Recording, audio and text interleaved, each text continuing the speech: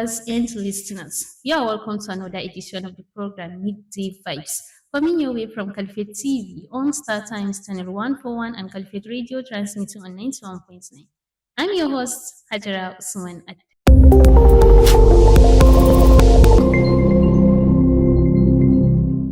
For decades, Nigerian dream has been simple: go to school, graduate, get the certificate, and have a stable job.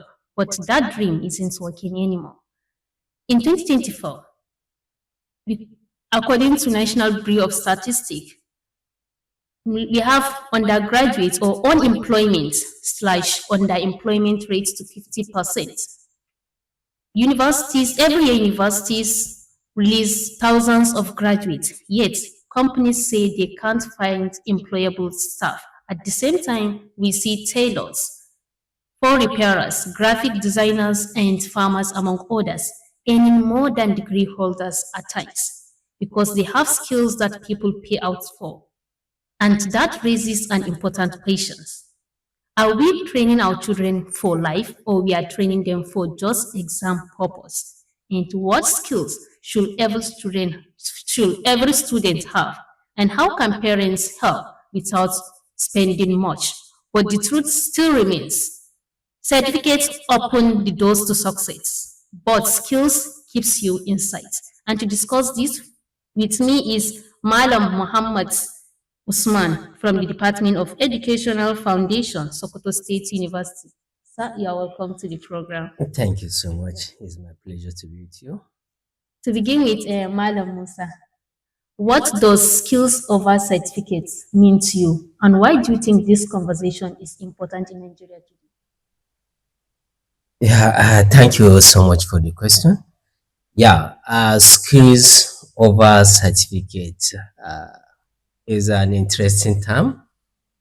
It's something that we supposed to look at in Nigeria, looking at what we have today Yeah.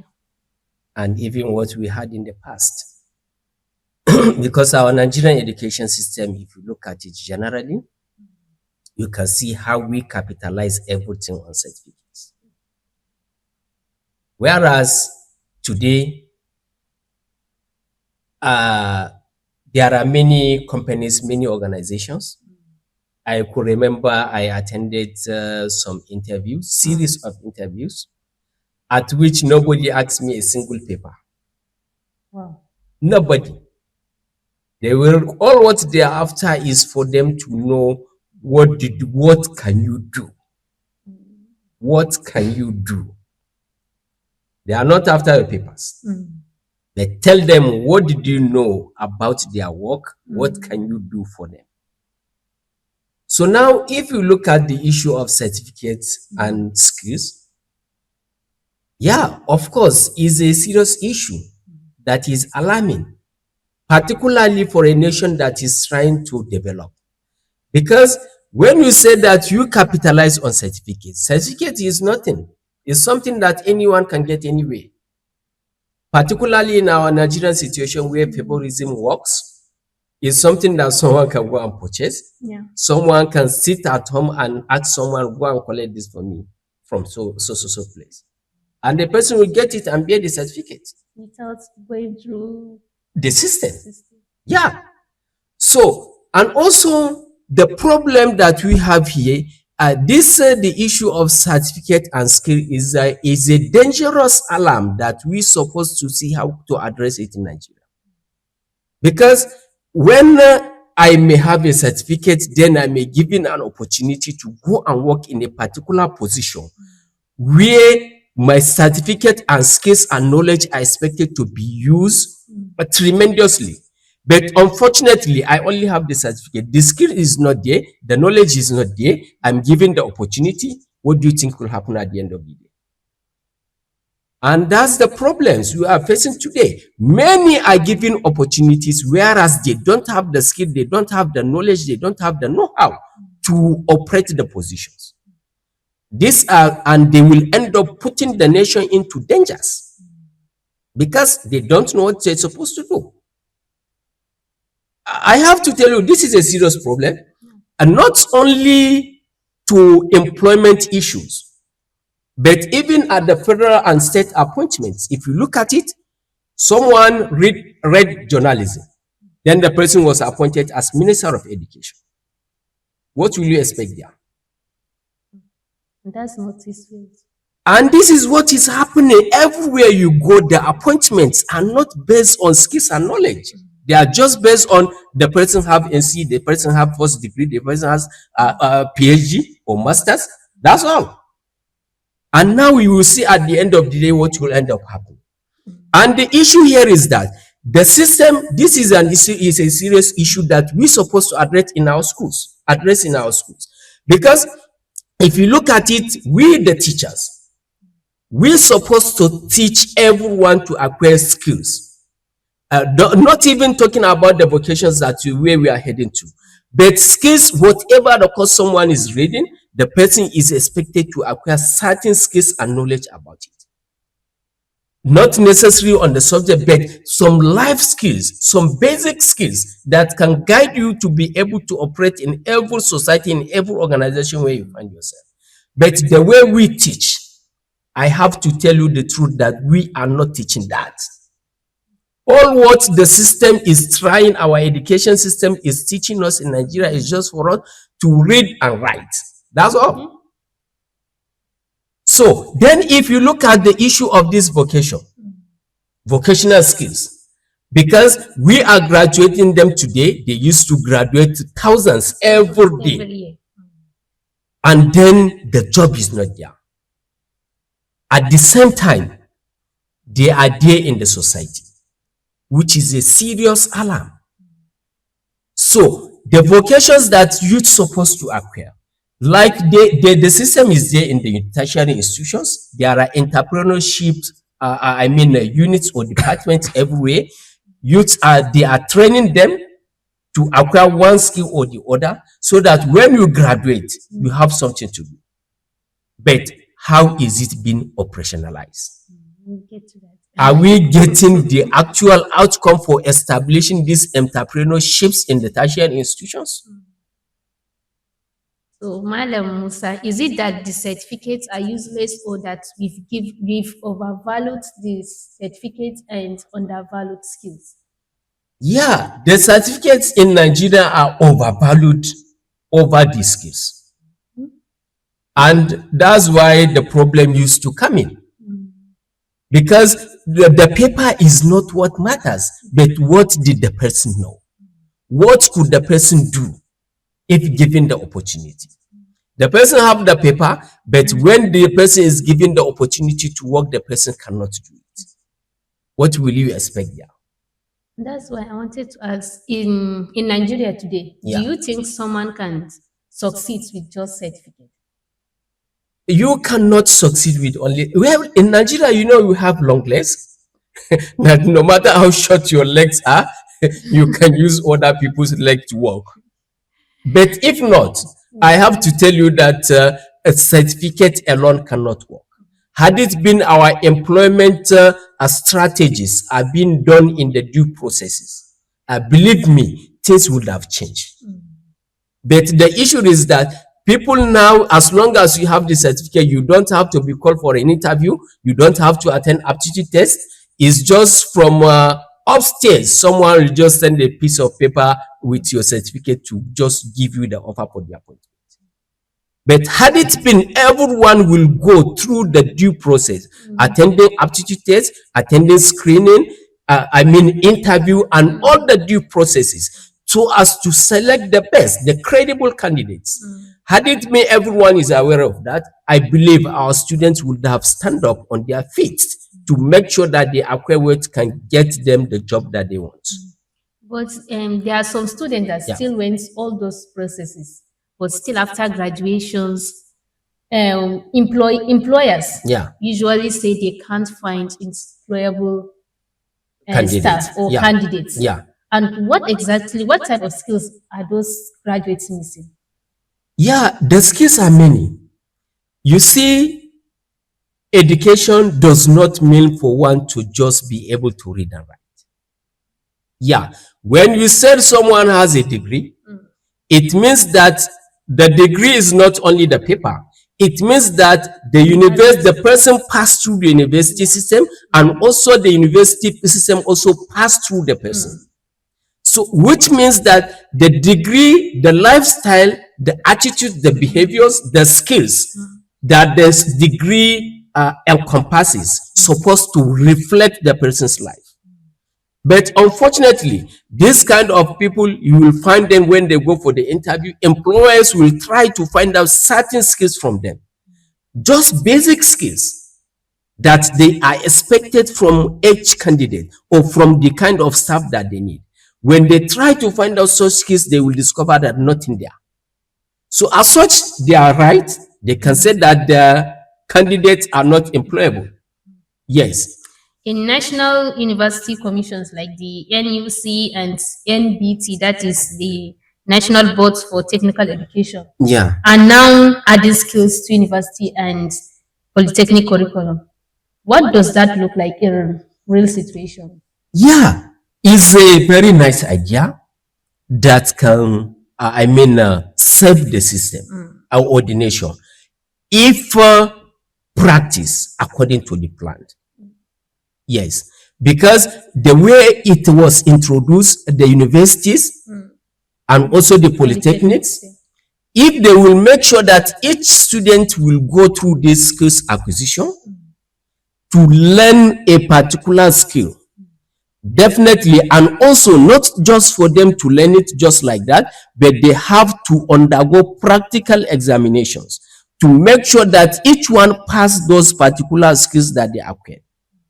And also to make sure that they have trainers that will train them adequately, efficiently, so that not just to say that merely I'm learning this skill, it's just the name. But if you ask someone that tell you that he learned tailoring, the person will tell you that no, his own entrepreneurship is on tailoring. But if you ask the person to sew just a piece of yard for you, he cannot. So, but had it been, they can make it operational and also keep on the plan, working according to the plans, the prescribed plans, definitely it will really help. And that's what I'm curious about. Yeah. Is it working yet, or is just on paper? It's just, well, maybe it works to others. Because you may find some students that are really interested in such kind of skills. They did not get the opportunity. When they get to that, they may start it in the school, then they will find somewhere else to go and continue learning the skills on their own. Yeah, but what is being operationalized in the schools, I have to tell you that is not working according to the plan. Yeah. Should skill acquisition be compulsory from primary or secondary, or at what stage or at what age do you think is more suitable? Yes, it depends on what we have, because the suitability have to be based on what we have in the national curriculum on education. Yeah, we cannot introduce something just like that from upstairs. Like the way the Ministry of Education tried to introduce this skill acquisition at the primary schools level, that every child will start learning a particular skill right from primary school. Of course, had it been, they can put all the necessary resources on ground and also provide the woman resources that can do that, it will work. But the problem is that now they introduce it from primary level. There's supposed to be a master craftsman, not only one, because every child is expected to take the subject. That skill acquisition. So they're supposed to get at least 5 master craftsmen and women in each school. At least. So when did you think, where are they going? How many schools do we have? How many master craftsmen and women do we have that are capable of handling this kind of children for them to learn these skills adequately, efficiently? How many are they? And then, did the government employ any craftsman or woman before introducing this skills acquisitions program? No one. who is going to teach it? The teacher who don't know how to sew is the one that is going to teach them how to sew? Or the teacher who don't know how to hold screwdriver is the one that is going to teach them how to work as an electrician? How is it going to work? So if they really mean it, they want to introduce it, of course, introducing it from the primary school level, so that children can have the interest in that particular skill and start learning it from the primary school level. At the same time, introducing them through subjects that are in line with those particular skills, so that they will be having the practical part and also they'll be having the theoretical part. So with that, and also trying to make sure that the interest for that particular skill has been injected into the children. So when they have the interest in it, they are going through the theoretical aspect and practical aspect, definitely it will become part and parcel of their life. You will discover that they will be much interested in it, they will learn it very well, they will try to be so curious about it. And then at the end of the day, you discover that they will take that as their career. And they will keep on searching and researching about that. And that's how we can be able to progress. Yeah. Now, what's the government students loan act missing if students graduate with loans, but no marketable skills?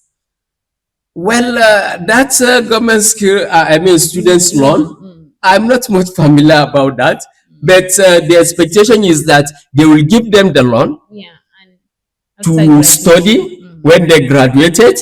Then when they will start working, then the loan will be deducted gradually from their salaries. But how many are being employed? That's what's happening now. Graduates are there, but no jobs. So how, without marketable skills and there's no jobs? How can they? What's the act missing if the children don't have marketable skills and they have loans to pay, but there's no job? I don't know how they strategize the repayment of the loan, but I believe there are serious gaps missing there. You can give someone loan as such when you knew that the person can be employable by you, of course. Except if the government is just using that as a means of supporting students to be able to get education. But honestly speaking, the kind of graduates that we have, the number of graduates we are having each year, and also what can be injected by companies and the government itself, in fact, there is no means by which they can be able to pay back the loan. So except if the government is ready to forgive the loan to them, or if they will be owing the government till the end of the day. I don't know how it's going to work actually. It's something that is alarming, and also they do not think positively about what will happen at the end of the day. So what are the top 3 skills that every student should graduate with from secondary school, whether they are going into university or not? So the skills, that is vocational skills? That can help them. You know, some students are sponsoring their education on their own. So what are the top 3 skills that can help students after graduation from secondary school, even if they will enroll into university or not? Yes, skills, vocational skills are such that can help students to be able to survive either maybe after dropping, stopping at secondary school level. There are any skill that a student can go through. Of course, as long as you take it as your business and you keep on to it, you are working on it, you learn it, you know how to do it very well. Definitely, whatever the skill that the student take can be able to sustain the student. But as you said, the top 3, nowadays what you have is the most important part of it, and what is more marketable is the digital skills. If the student can try to have to acquire digital skill, vocational skill, of course, it works everywhere. Anywhere you go, you can be able to have an income with that. Then this GSM, repair, or installation and fixing of issues with GSM phones here and there. That one is equally marketable. Anywhere you go, it works. Then the next one that I may say is about this solar installation and repairs. That one also is very marketable. Is a skill, vocational skill that works everywhere. Anywhere people are using the solar material, I mean solar installation or solar power. Yes, of course. So it really works everywhere. So if the student can try to lay hands on that and learn it very well, in fact, anywhere you go, you can have something to do. You've mentioned about digital skills. Yes. And digital skills, handwork or soft skills like communication skills. Which one should parents prioritize? Yeah, the digital skills, of course, a parent can try to suit for the children interest. Because if you want to introduce a child to a particular vocational skill, you make sure that you seek for the child's interest. Because if you try to introduce children to skills that they are not interested in, it will never work. Definitely, every learning have to do with interest. Yeah. So it's very important parents have to sit with them, seek for their interest before they introduce them to any vocational skill. By this time, we see artisans earning more than degree holders and graduates. Yeah. What does that tell us about our economy and our level of schooling? Yeah, of course, is very common. There are many artisans that are doing very well, pretty well. Whereas you will see graduates sitting doing nothing, waiting for white collar job. There is no job, and also they cannot go and acquire any other vocational skill. So they will end up being there redundant. At the end of the day, some may find themselves into drug abuse and other social vices. Yeah. So looking at it, the graduates, when someone graduated, maybe without the job, I can advise them that they should go and look for those artisans, attach themselves as apprentices. At least they will have something to do. Instead of being redundant, just be wasting their time for nothing. So, because the issue of saying that I have to get public service to go and work, that one, I think if anyone that rely on that today, the person will just end up wasting his or her time for nothing. Yeah. Okay, viewers and listeners, it's still your show, Midday Vibes, coming your way from Caliphate TV on Star Times Channel 141 and Caliphate Radio, transmitting on 91.9. We will take a short break and we will be right back. Please stay with us.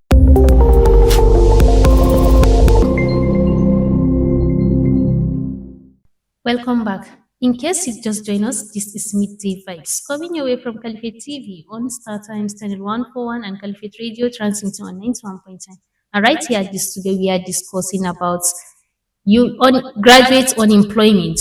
Every year, universities release thousands of graduates, yet employers say they can't find employable staff.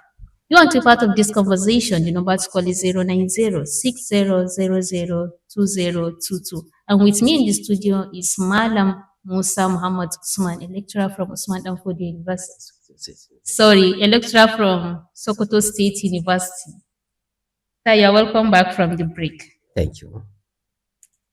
For students or for graduates stuck with just certificates or just certificates, is it too late for them to learn a skill, and where can they start from? Well, it's not late. Of course, if one have the zeal to go and learn a skill after graduating from university, I believe it's not too late. It's just that some of them may have a kind of feelings that I'm a university graduate, I cannot do this or that. But it's better for you to do this or that than to remain begging.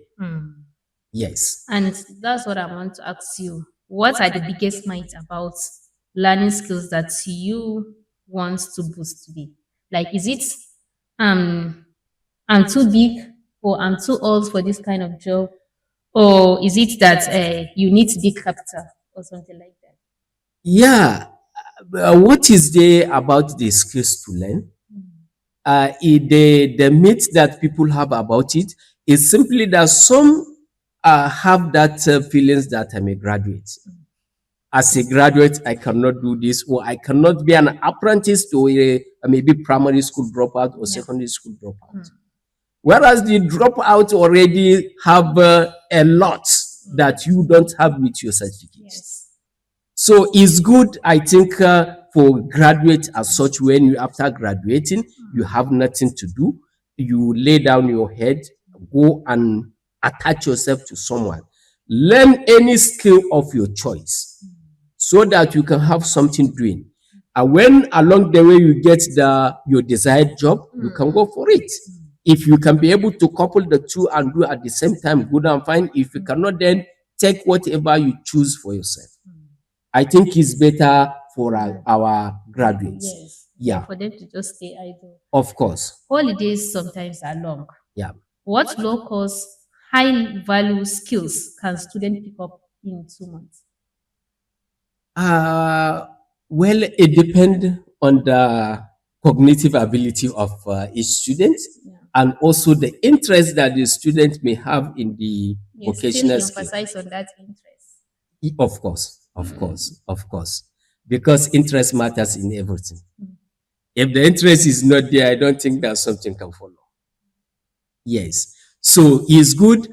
Maybe one can sit with his or her child. What do you want to learn as a vocational skill? If they tell you that this is what I want to learn, so instead of leaving them during the long vacations, doing nothing, just disturbing the home, yeah, instead of that, I believe taking them, ask them for their choice of vocational skill, then take them to that, let them start learning something. So at least this is very important, very helpful in life. Because You don't need to rely on the government all the time to provide skills in the schools. of course, of course. I have to tell you that as I am, initially during vacations and maybe sometimes before when I was in primary school up to secondary school, I used to be an electrician. Yeah, and up to date, where whatever electrical fault that I may have in my house, definitely I used to do it by myself. Except if it happened that I may not have enough time to do it by myself due to my commitments, I have to go and look for an electrician to go and fix it for me. But this really helped a lot. Yeah. So can you share example of someone or some people you've seen combine certificates and skills and they are creating opportunities? yes, there are many of them. Many. If I used to enter this Nankure GSM market, I used to find many of our students that are still maybe some are 100 level, 200 level, 300 They're level. still undergraduates. Right? Of course, they are running their degree programs, and also they are there. Some are repairing GSM, some are buying and selling, some are selling phone accessories, and many other things of that nature. And they are doing very well. They are not relying on anyone. They don't have to go and seek for anything from their parents or ask something from someone. Support themselves. Yes, of course. They are relying on themselves, and they are doing very well. And So at the end of the day, whenever they graduated, if the job is there, good and fine. If the job is not there, then they already have something to survive with. yes. And in that case, even if they have the job, they can have like someone that will be running other businesses for them, Of course, and they will live a stable and comfortable life. a very comfortable life. Yes, and many are going to also depend on them. Yes, exactly. Yes. So you see, in that case, they become job creators. Yes. And that's what we are looking for. Yes. What are the biggest barriers in stopping Nigerian schools from teaching skills in schools? Is it funding? Is it the teachers? Or is it our mindset? The issue of acquiring vocational schools, the vocational skills in our schools, in our Nigerian schools, I have to tell you that the problem is basically from the government. Yes, in the sense that this is something that's supposed to be strategized by the government and also monitored to make sure that the implementation has been fixed and also worked out according to the plans. You see, for instance, now we have these technical schools. We have many of them. But if you go to the technical schools now, go and see how the workshops look like. Some the workshops you don't even have the shape or structure or nature of a workshop. And that's where the funding comes in. Yeah. So, and these schools are being financed. They have been, supported by the government, having enough budget so that all the vocational skills acquisition workshops will be equipped with sufficient equipment. But unfortunately, nothing is there. Likewise, for the teachers also that are supposed to teach them. A teacher who passed through the university may be read engineering, probably mechanical engineering. But the teacher cannot fix his own car by himself. Then you ask him to go and teach someone how to repair car. What do you think will happen there? So we have a number of gaps because the system that we have generally, if you look at it, is not a system that capitalizes on vocational, skills acquisition. Is a system that capitalizes mainly on teaching how to read and write. And reading and writing can never lead us to any development.